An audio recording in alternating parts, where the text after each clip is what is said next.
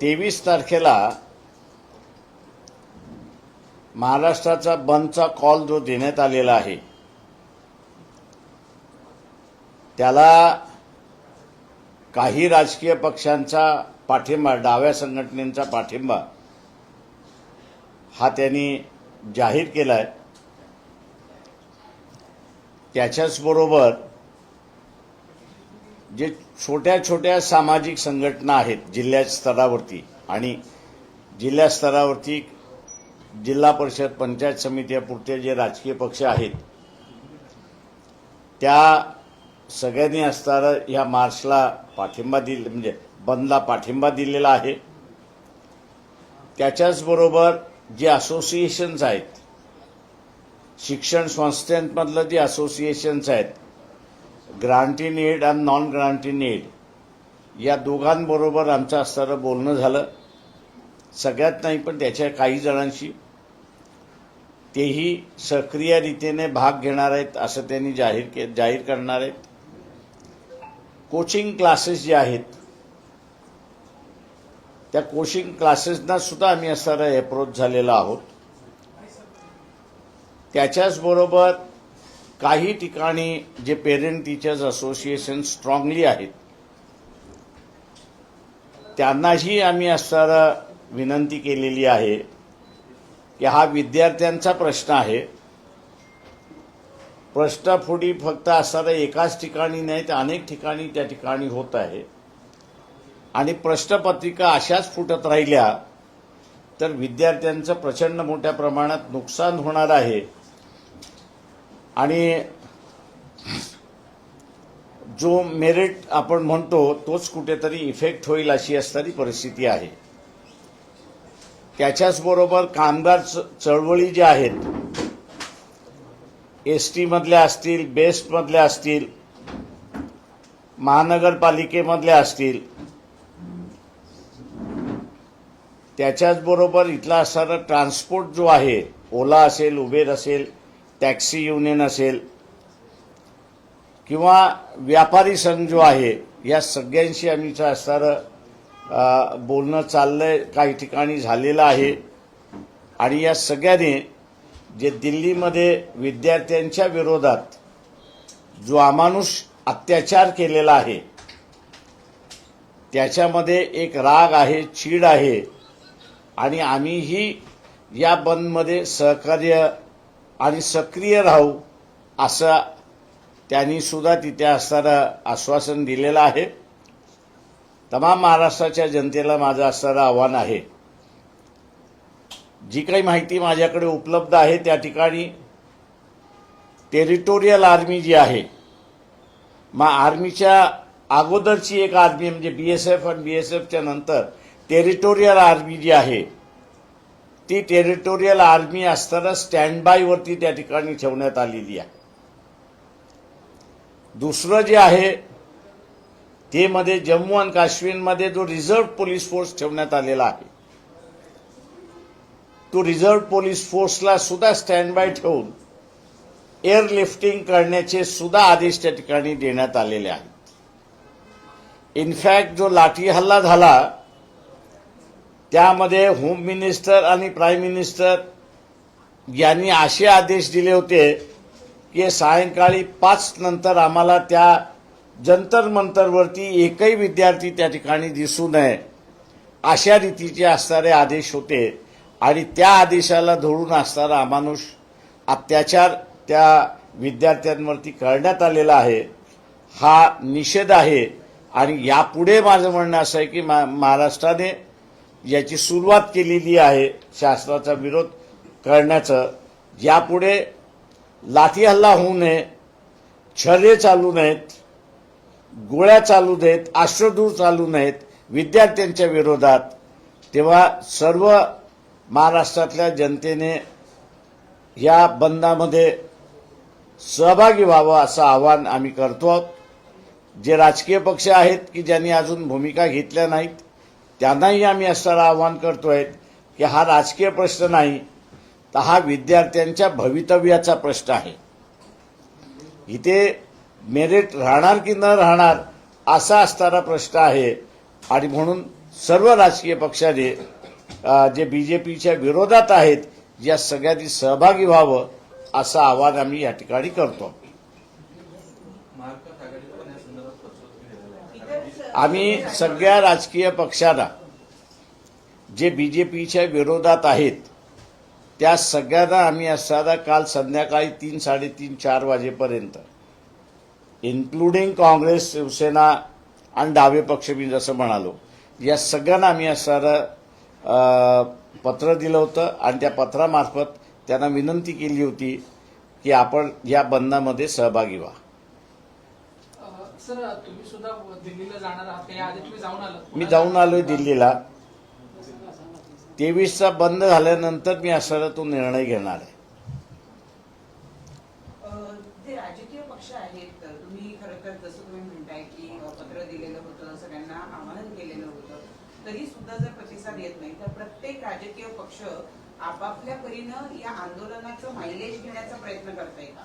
माझं म्हणणं असं आहे की प्रत्येकाने मायलेज घ्यावा याच्याबद्दल दुमत नाही, पण त्या विद्यार्थ्यांबरोबर आम्ही आहोत आणि महाराष्ट्राची जनता आहे ही दाखवण्याची गरज आहे असं मी त्या ठिकाणी मानतोय. तुम्ही जे हात दिलेले आहे त्याला उद्या महाराष्ट्र किती मोठ्या प्रमाणात प्रतिसाद देईल, काय काय कुठं काय आयोजन करण्यात आलं? म्हणजे आम्ही असणारं कुठलंही आयोजन करणार नाही आहोत.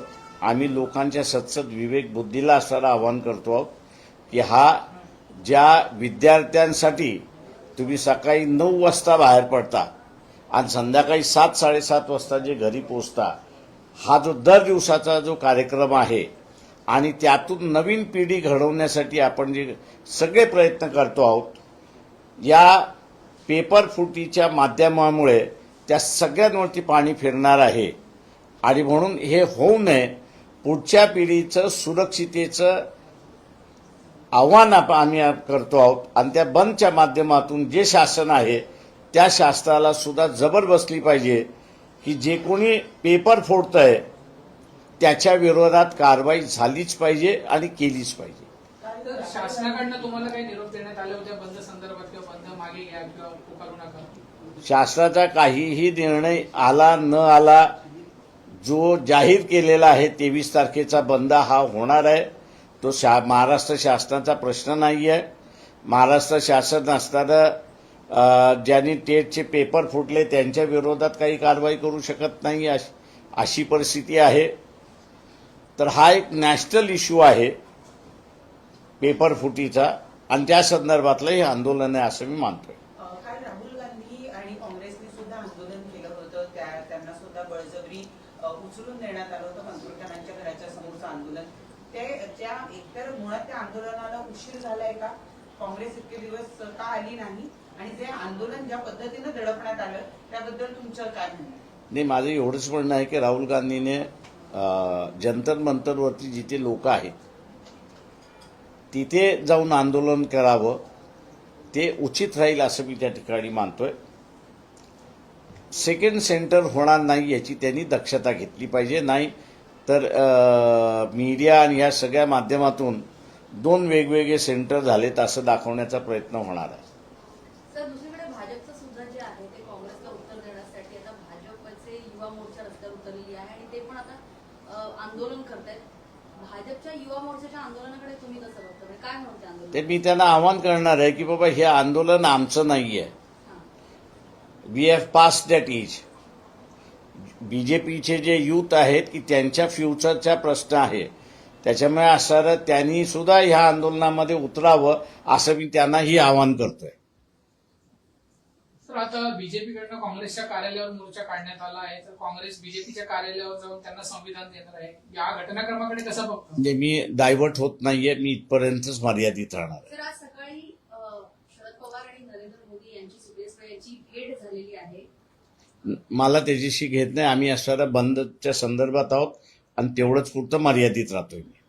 सर, शाळा कॉलेजेस यांना काही निरोप देण्यात आलाय का? ते चालू असणार? नाही, आम्ही असणारं मी जसं म्हणालो की ग्रँट इन एड असोसिएशन आहे ते non grant in aid association जे आहे अशांना आम्ही असणारं विनंती केलेली आहे की हा विद्यार्थ्यांचा प्रश्न असल्यामुळे आपण असणारं ह्या बंदमध्ये सहभागी व्हावं.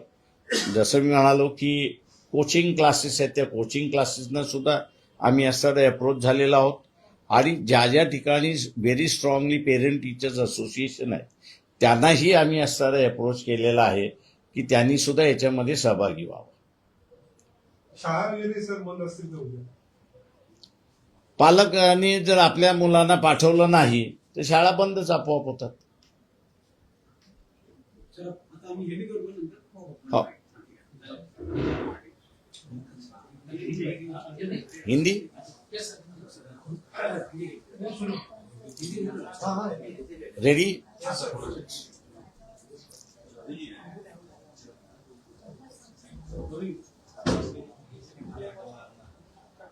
जिस तरह से दिल्ली में जो विद्यार्थी आंदोलन कर रहे हैं उन पर लाठीचार्ज हुआ, छर्रे इस्तेमाल किए गए, आश्रुधूर भी छोड़े गए और जिस तरह गलवान के खाड़ी में इंडिया और चाइना के फोर्सेस का आमने सामने हुआ, वहां चाइना के जो सोल्जर्स थे उन्होंने बैटन लेके आए थे और उस बैटन को उन्होंने वायर लपेटा हुआ था. उसी तरह से दिल्ली पुलिस जो है और वहां की रिजर्व पुलिस जो है उन्होंने वायर मेस बंधा हुआ जो बैटन था उसको इस्तेमाल किया और उससे लोगों को पीटा है. ये मैं मान के चलता हूं. जो इसकी हमको जानकारी मिली है वो यही है कि होम मिनिस्टर और प्राइम मिनिस्टर दोनों ने दिल्ली पुलिस को आदेश दिए थे कि शाम के 5 बजे के बाद यहां पर एक भी विद्यार्थी देखना नहीं चाहिए और इसलिए अमानुष लाठीचार्ज विद्यार्थियों पर हुआ है. सवाल यह है कि उन बच्चों का जो है, विद्यार्थियों का जो है वो फ्यूचर का सवाल है. पेपर अगर लीक हो रहे हैं और लीक पेपर की वजह से पूरी सिस्टम ही करप्ट हो रही है तो उसके खिलाफ का आंदोलन को इस तरह से बर्ताव सरकार ने करना गलत है, ऐसा मैं मान के चलता हूं. महाराष्ट्र की जनता जो दिल्ली के आंदोलन करने वालों के साथ में है, ये दिखाने के लिए 23 तारीख को महाराष्ट्र बंद का पुकार दिया है. सामाजिक संगठनों के साथ में बैठकें हो रही है. जिले जिले में हो सकता है कि आज शाम को प्रेस कॉन्फ्रेंस करके हमारा जिला भी बंद होगा करके कहा है. इसमें हम लोग ने जितने एजुकेशन संस्था है, grant in aid, non grant in aid, इनसे भी बात की है. टैक्सी यूनियन है उनसे भी बात की है. ओला उबर वाले हैं उनसे भी बात की है. टीचर्स पेरेंट एसोसिएशन है उनसे भी बात की है. स्टेट ट्रांसपोर्ट है, बेस्ट है, उनसे भी, और व्यापारी ऑर्गेनाइजेशन जो है उनसे भी बात की है कि ये फ्यूचर जनरेशन के सवाल है और इन फ्यूचर जनरेशन के संबंध में अगर सरकार खिलवाड़ कर रही है तो विरोध है. ये दर्शाने के लिए 23 तारीख में आप सभी जन सहभागी होइए, सम्मेलन हो जो शामिल होइए, ये ऐलान हम लोग ने उनसे का आह्वान किया है. बहुत सारे संगठनों ने कहा है कि हम लोग इसमें शरीक होंगे. कौन सी पार्टी को आपने आह्वान किया कि आइए हमारे साथ? कौन सी पार्टी को आपने? हमने जितने भी रजिस्टर्ड और अनरजिस्टर्ड पॉलिटिकल पार्टीज है और जो बीजेपी के खिलाफ है उनको कल शाम को 3 बजे हम लोग ने न्योता दिया, लेटर के माध्यम से न्योता दिया और कहा कि ये कोई प्रेस्टीज का सवाल नहीं है, किसी ने तो भी कॉल देना चाहिए था, हम लोग ने कॉल दिया है. आप इस पे शरीफ होके, सवाल एक ही है कि महाराष्ट्र की जनता दिल्ली के विद्यार्थियों के साथ में है, ये एक दिखाने का मौका है और मैंने कहा आप लोग इसमें शामिल होइए, सहभाग दीजिए, ये हम लोग ने उनसे विनती की है. सर क्या ट्रांसपोर्ट एसोसिएशन से भी बात हुई है? जो बीएसटी बसेस, ओला उबर टैक्सियां हैं वो इन सब से हम लोग ने बात की है. सर क्या ये प्रोटेस्ट शांतिपूर्वक रहेगा? क्योंकि एक दूसरे सवाल ये भी है नहीं, हम लोग जो है, अगर जिस तरह से मैं कहूंगा कि शिवाजी पार्क में विद्यार्थियों को अपने तौर से विद्यार्थियों ने आंदोलन किया था और उनसे जो बर्ताव सरकार ने पुलिस ने किया था, वो पुलिस अगर बर्ताव नहीं करती है तो मैं मानता हूं कि कल का आंदोलन जो है वो शांतिपूर्वक होगा। सर, स्कूल कॉलेजेस शुरू होंगे या बंद रहेंगे? देखिए, हमने पालक जो है, विद्यार्थियों के जो पालक है, उनसे विनती की है कि आप जो है, ये विद्यार्थियों का सवाल होने की वजह से आप अपने विद्यार्थियों को स्कूल में ना भेजते हुए आपका भी समर्थन है ये दिखाइए। आप देखते कितने पालक हमारी बात सुनते हैं करके। सर, कल राहुल गांधी और उनकी पार्टी द्वारा भी एक आंदोलन किया गया पीएम आवास के बाहर, और उसको भी किस तरीके से खत्म करने की कोशिश की गई, इसको किस तरीके से देखते हैं? क्या 2 सेंटर हो सकते हैं आंदोलन के? नहीं, मैंने यही कहा कि भैया राहुल गांधी ने ये देखना चाहिए कि दूसरा सेंटर वो ना बनाए, क्योंकि बीजेपी उसका फायदा उठा सकती है। राहुल गांधी को अगर आंदोलन करना है तो उन्होंने जंतर मंतर पे ही जाके आंदोलन करना चाहिए, तो ही उचित होगा, ऐसा मैं मानता हूँ।